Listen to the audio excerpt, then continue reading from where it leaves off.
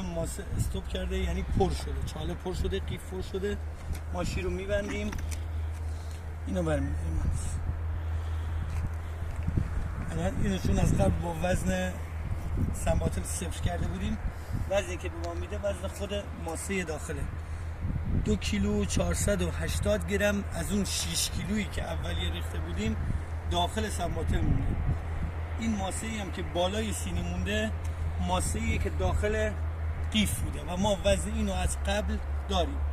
وزن این ماسه و این ماسه داخل سنباتل رو که با هم جمع کنیم، وزن و از 6 کیلو کم کنیم، وزن ماسه داخل چاله رو به ما میده. این ماسه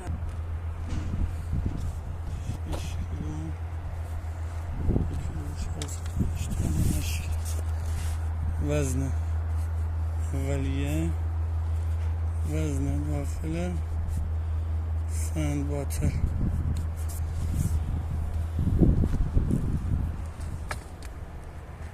الان اینو دیگه کاری باش نداریم.